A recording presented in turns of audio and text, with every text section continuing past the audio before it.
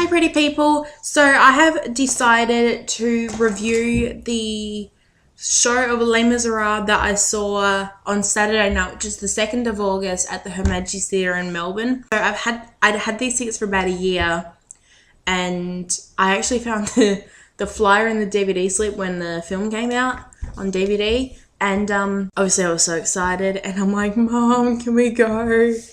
And then she was like, whatever. And then I asked one of her friends because I knew she was into that kind of thing, and she's like, she actually managed to talk my mum into coming with us, which is a good thing. And my mum said afterwards, yeah, I'm beginning to appreciate it more now. So that was a good sign. Okay, so I'm going to refer from the booklet, like the program, and yeah, so here on this page we've got the cast in order of appearance, and then here we've got like each scene and song. So I'm gonna refer to that because I really can't be bothered. I started making notes, but it didn't work out very well. As you can see, it's only a quarter of a page, and I'm like, ugh, ew. Okay, so we start with a prologue in the ship's gallows with the men rowing, and what I didn't realise beforehand is that even though the show seems to have like so many characters, it's actually quite a smaller cast. Like it's like a group of people playing many different characters. So a lot of the revolutionaries will be playing convicts, they'll be playing farmers, they'll be playing some of the pimps. And I assume some of the people, some of the patrons in Thénardier's Inn. So, yeah, so with the prologue, it starts off with the, I just want to say, so like the singing and acting were just insane, but it was the sets that really caught my eye from a creative point of view, I guess. And I do really pick up on the acting from, like, because when you've seen so many different versions and stuff, you want to go, oh, it sounds so horrible to do this, but you kind of can't really help but compare. One of the things I was really excited by, and I'll get into this later, but in the bargain in which Valjean tells the Thénardiers that he wants to adopt Cosette, Thénardier actually mispronounces Cosette's name, and I don't think I've heard of that since Sacha Baron Cohen did it in the film. So I'm just going to go through it briefly as possible because it's going to take a while. Yeah, so with the I've mentioned this again, with the prologue, you have the convicts rowing. Okay, so the screen behind it had, you know, the ship's gallows, obviously, and then as they were rowing, there was an effect with the lights that sort of made like a splash over here, and then they row again, and a splash over here, and a splash over here, and the harmonies in that were wow. Yeah, so Simon Gleeson has an amazing voice, but it's Hayden Tiers-Javert who I was thinking, I did not expect that voice to come out of him. It was insane. So obviously next they go into the, you know, he tries to get work after getting his ticket, and a lot of the, like the labourers and the farmers and stuff, they're part of the ensemble, but they've also been, some of the groups have been part of Thénardier's gang, and then parts of it actually get really violent. Like they choreograph it so well to make them look like they've been beaten, but obviously no one gets hurt and everything. So yeah, obviously he gets taken in by the bishop, who was played by Rodney Dobson, who has an amazing voice, by the way. His voice was like so rich and so like just gorgeous and low. And then when I've often watched this, I'm sitting there going like that when he says the line in which he says, took my flight, when he's stealing the candlesticks. I like to see how high he gets, because some people just belt it. Some people just some people just belt it. So others just I can't even explain. Anyway, and then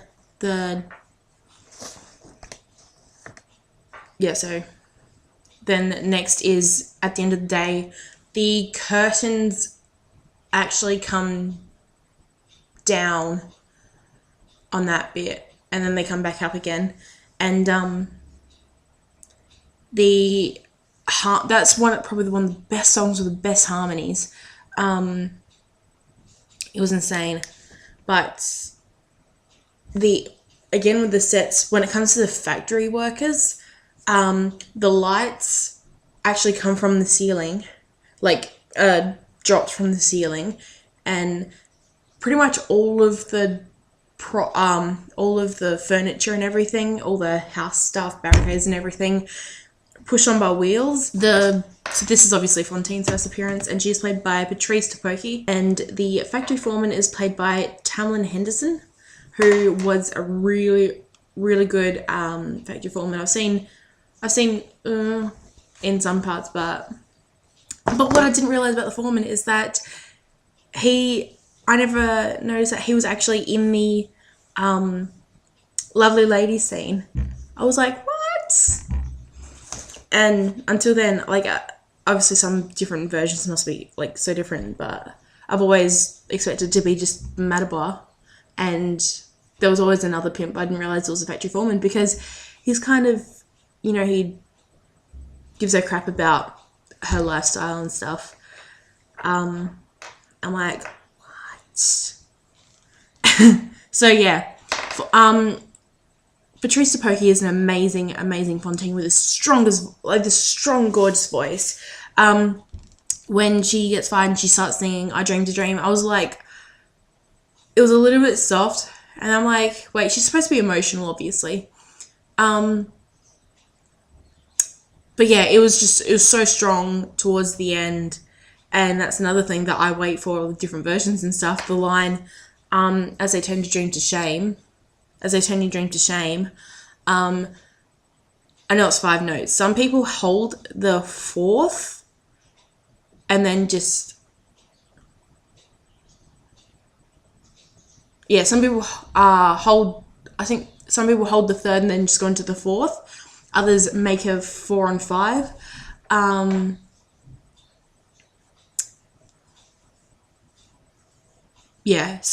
But she did it amazingly.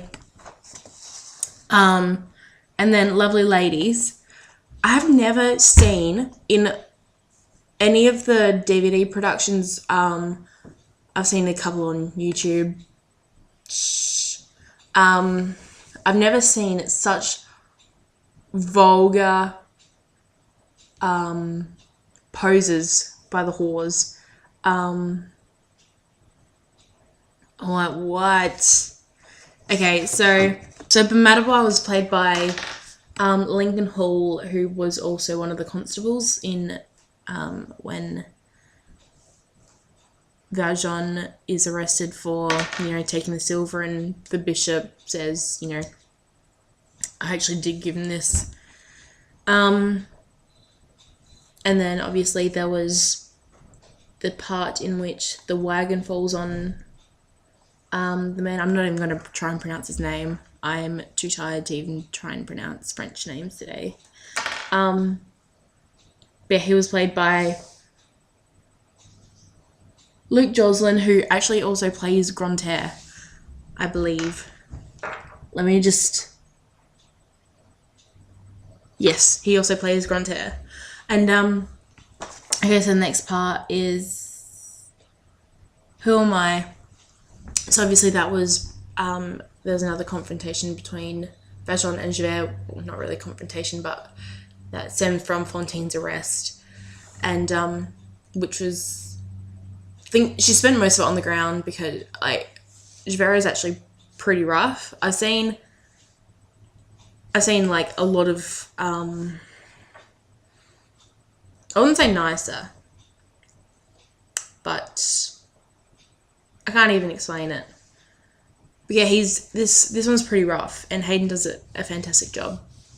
But yeah, so that stands in, like, goes into Who Am I, which was amazing.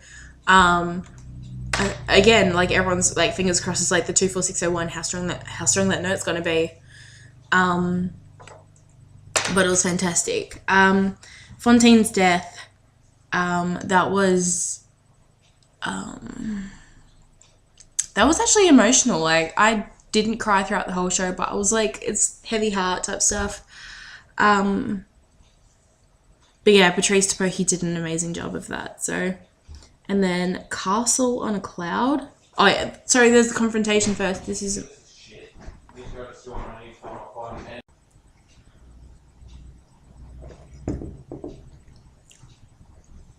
coffee. Okay, so where were we? We were discussing the confrontation.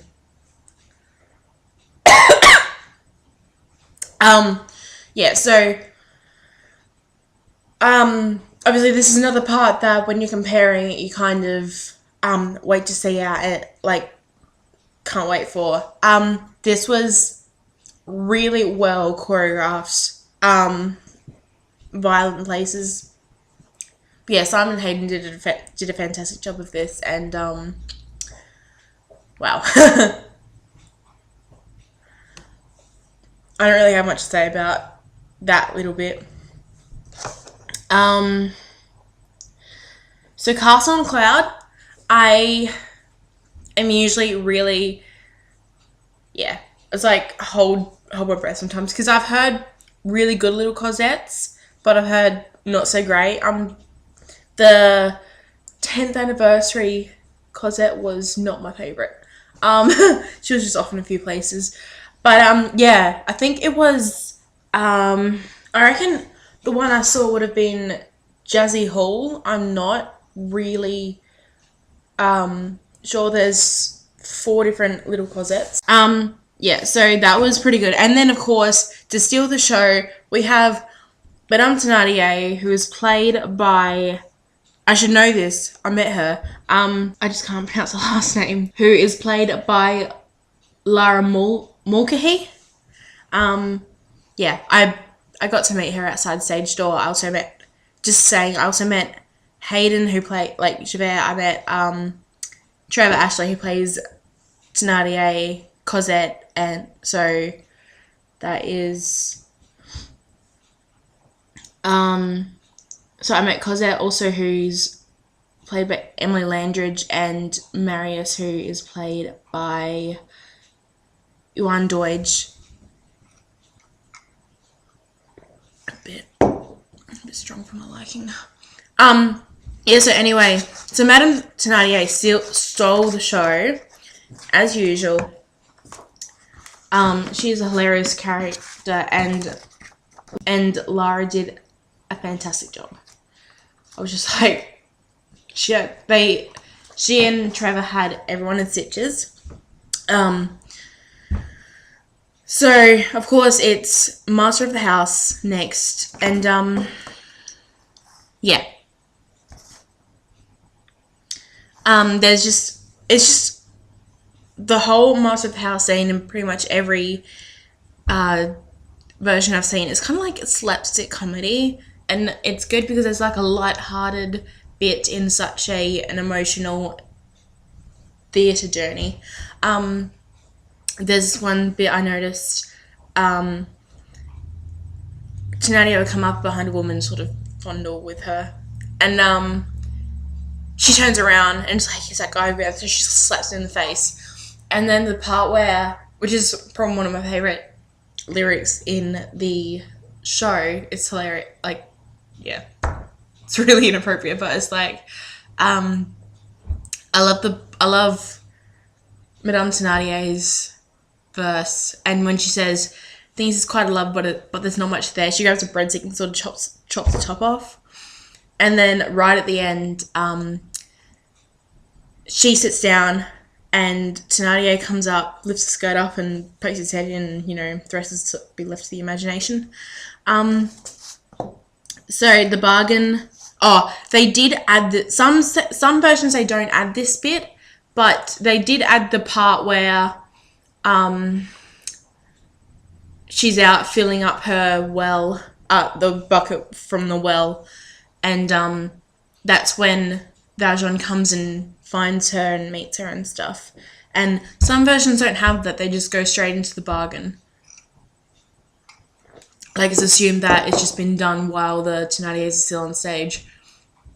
And, yeah, I'm glad they added that part in. And,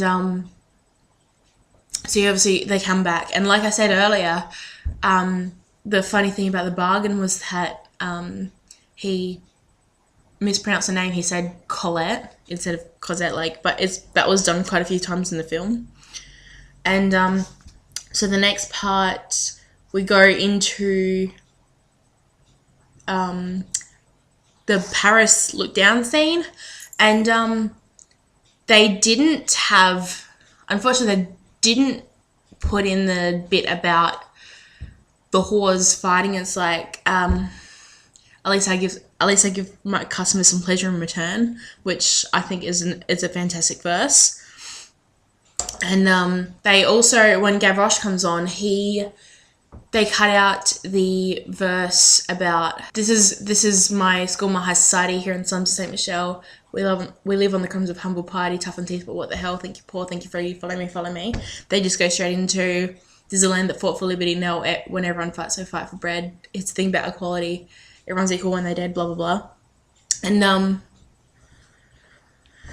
yeah, so they unfortunately cut those two bits out. But the Gavroche that I saw was fantastic. Ben Jason Easton, who, yeah, I'm pretty sure that was him. But yeah, Gavroche is he's just full of energy. And like I said, I've also heard, like, better or not so great Gavroches, but this one was actually pretty good. Obviously, they have Enjolras and Marius's first appearances.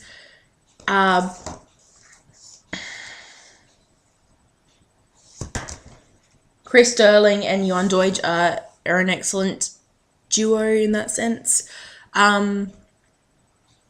I read a review. They're like, oh, Johan Deutsch's voice isn't that strong. I actually thought it was strong enough. Like, it was pretty good. Like, I wasn't expecting much, but yeah, it was pretty good. Only because I'd read this review and it wasn't a very positive review, but I've got a lot of fantastic things to say about the show. So they had Eponine's Errand, which is probably one of my favorite dialogue songs. So they had that, and Carrie-Anne Greenland was a fantastic Eponine. Her voice is so strong.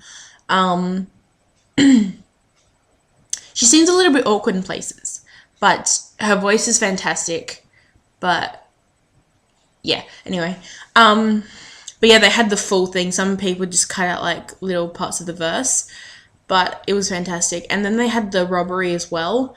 That was also pretty violent in places. And then, so that goes into stars. So Hayden's first big solo, which was fantastic. And I'm just going to pick up that I did notice that, like, with his Kiwi accent, it's not a really strong one, but he slipped on the word, his accent slipped on the word, I think it was this I swear, I think. Yeah, it slipped a little bit, which is obviously not really a noticeable thing, but I can't really help but pick up accent slips and that type of thing. And then go into ABC Cafe, and the set was so good for that. They had, basically, in the back, they had the windows. It's just like a grid window, but they had like the stage light streaming through, so it just looked like a poorly lit room. And they had obviously like desks and the bar and stuff. And then they had a staircase on the right hand side of the stage. I had to think about it. Stage right, I guess. And and it's like a spiral staircase. Chris Sterling's voice is very, very strong, and moderately attractive, because I think all Andresses have to be moderately attractive. It's bad coffee, but I'm trying to get it done anyway. And Luke Joslin is a fantastic Grantaire. And that's another thing about different versions, is that how they're going to act it out. Particularly the Grantaire verse about I am a god, I am a ghost, is madness and love at last. But yeah, then there's a part where, you know, he stands up and goes, and there he comes like Don Juan. But he sort of grabs his bottle and sort of, you know, in that general region. Yeah, just playing, but Grantaire's a dirty character, so that's normal. And then goes into they call it the People Song, but I think everyone knows it as Do You Hear the People Sing? And there were two people that also did solos, and I'm not totally sure which of ones they were, because I know that in some versions Fui does a verse, and yeah, I wasn't totally sure. And then, okay, so then they go into In My Life, which is, the thing about the In My Life and Heart Full of Love scene is the setting was amazing. They actually had a box that had like the front door and a balcony, and behind the door they must have had a staircase leading up to the balcony, and that's where Cosette was at for most of the parts of this scene and parts of the One Day More, which I'm getting ahead of myself there. But yeah, so they had the front door, and then they had the gate, which was well done as well. And yeah, that was just a beautiful version of the song. Yeah, so, and then of course they go into One Day More, which is everybody's favourite, sort of.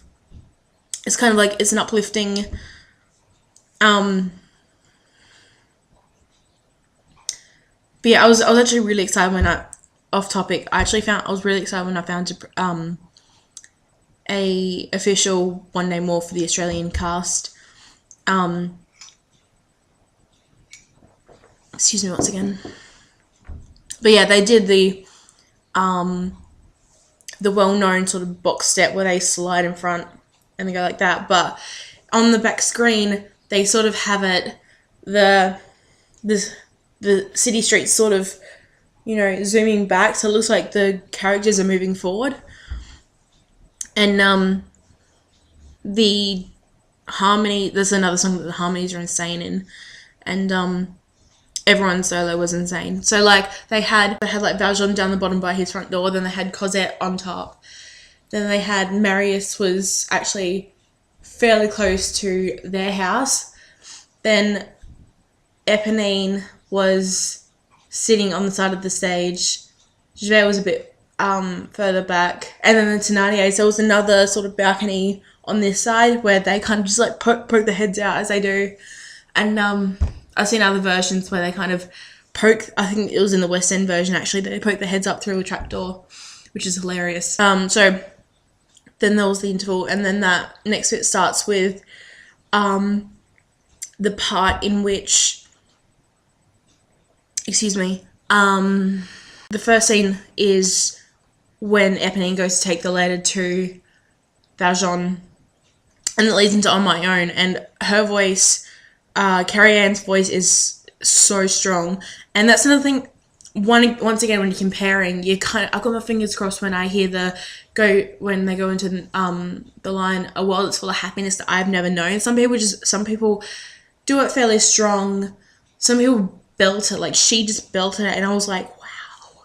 And yeah, I personally, when I do it, I sort of, I guess coming from a sense where I prefer it in a way that I don't like to belt it, because it's kind of like a heartbreak, and just kind of had enough. She's almost like giving up. It's just like an emotional time. But yeah, that's my personal little bit.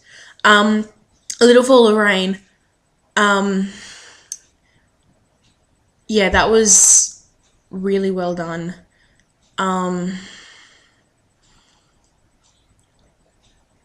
That was actually pretty sad. That was one of the times I actually almost cried. But yeah, Carrie Ann's acting in that was fantastic. So Drink With Me was pretty impressive, and that's actually also another of my favorite songs. When Luke Joslin did his Grantaire verse, he sort of spoke it. There's some people that just sing it like Hadley Fraser in the 25th anniversary just sing it beautifully. Unfortunately, that verse was cut out in the film, but George Blagden, who played Grantaire in the film, he sang the first verse, but everyone wishes he kind of got to keep that verse. And then, yes, that was amazing. And they're just sitting on the barricades doing it. And then, Bring Him Home. That was beautiful. That was so well done on Simon's behalf. My sugar's not dissolved. Yeah, so, and then next is, it'd be the battle. So the barricade set was huge. It just took up most of the stage. And, obviously another thing where they're comparing is, the line, let others rise to take our place until the earth is free. The word free is often really belted. John Robbins, who was Andras in the Dreamed the Dream recorded CD, he did an amazing version. I don't know who played him during the 10th anniversary version, but he didn't hold it at all, which I was a little bit disappointed about. But yeah, so Chris Sterling held this note so well, and so yeah, obviously it's like there's strobe lights as always, and obviously like the West End production, I've seen a bootleg of it, but they're sort of like a choreographed. Everyone just sort of like, there's a big explosion, everyone just like falls back like that. But this version, everyone just gets shot down one by one. And actually beforehand, of course, when Gavroche dies, he sort of like falls down the back when he's shot. And then, of course, like everyone's shot down one by one. And actually, Andras falls off the back. And Grantaire is actually the last to die. But, and then, of course, it goes into the reprise of Bring Him Home. And, of course, I was expecting the barricade stage to turn around and have his body like that, but actually they cleared away the barricade and they brought on a wagon and it was his dead body hanging like that. And then there's a sad bit, they grabbed Gavroche's body and put him on the wagon with him. It's like, oh. And then, of course, there's the dog eats dog scene with Thénardier. And I've had this confirmed by Trevor Ashley on Twitter. It was one of the ensemble. His name was Rob Mallet, who also plays Montparnasse. He was when they say here's a piece of gold stuck into a tooth, that's who he took the tooth from. I just wanted to confirm whether it was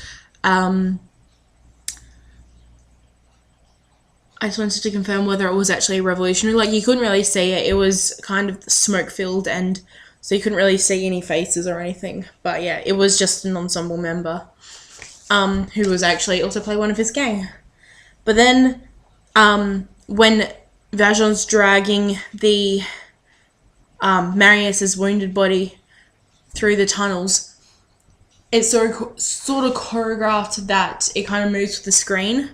So the screen would move and he'd be carrying him, like dragging him like that. And then another part, he'd the screen would move back again and he'd be carrying him over his shoulder. And the next part is the soliloquy. So that's Javert's suicide, and that was set, like, obviously Hayden doing an amazing job when it comes to the scene, but the set wise and the technical side of it with the lighting and stuff, that was, holy shit, amazing. I was trying really hard not to use any language in this, but holy crap. So basically what they had was Hayden would, like, they'd lift the bridge for both stars and the soliloquy would come down from the ceiling, and they obviously had like a step part they climbed onto, and the backdrop was of the river. And then, well, obviously on the last night when he falls off, most of the bridge lifts up again, and he's stuck on a salt, and he's like, flinging his arms when he's falling and stuff.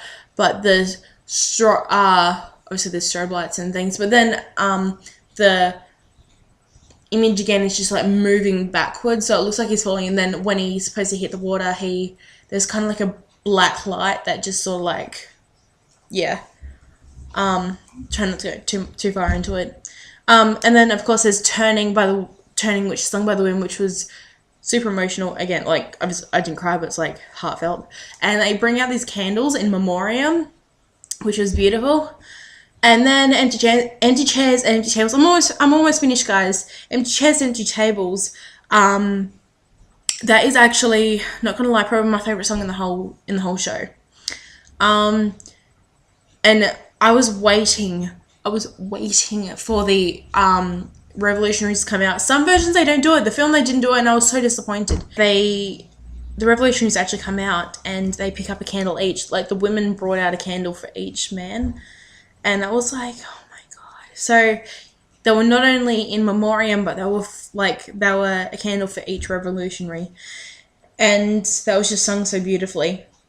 And then there's a little part in there's a reprise of Every Day and Heart Full of Love.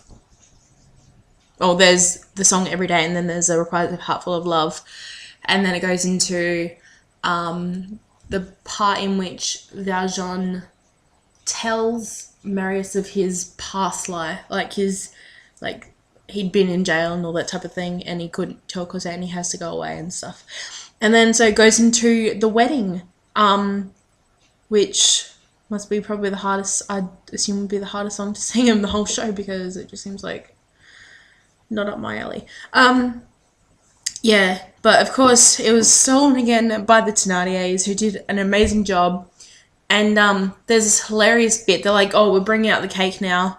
And it was so good. Like, Lara, she grabs a knife and she stabs a piece of the cake, and then she eats and she goes, that's delicious.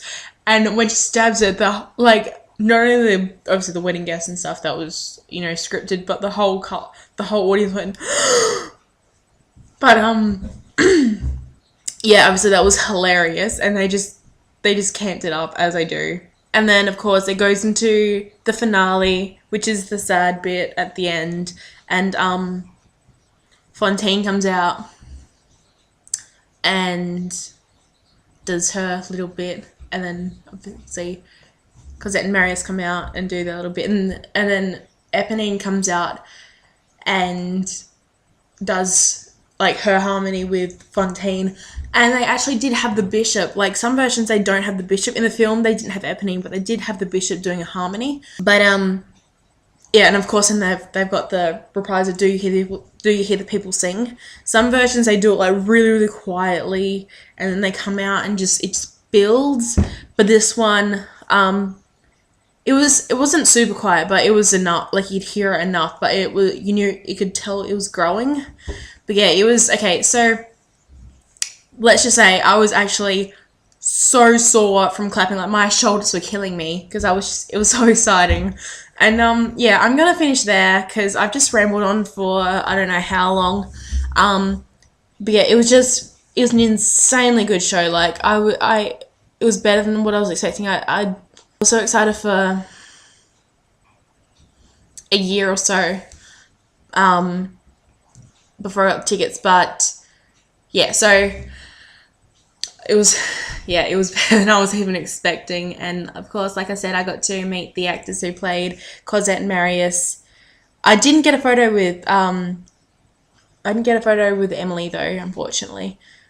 Cosette and Marius, Javert, and the Thénardiers, and actually Simon sort of, and I'm certain it was Simon.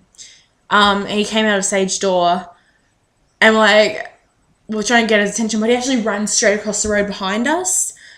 And we're like, there was me and my mum and a few other people, and we're all just looking at each other like, that just happened. Like, but yeah, I tweeted him, and I'm like, dude, what? And then he's like, I'm so sorry. If you want to leave your program at Sage Door, I'd be totally happy to sign it. And then, but I was like, I can't. I'm leaving back home today. So I was a little bit disappointed. Like the idea of meeting the main star of the show. So, but yeah, it was incredibly mind blowing, and I'm going to turn the camera off now because I've spoken too much and I'm tired, and this coffee hasn't kicked in yet. Yeah, bye. Hi.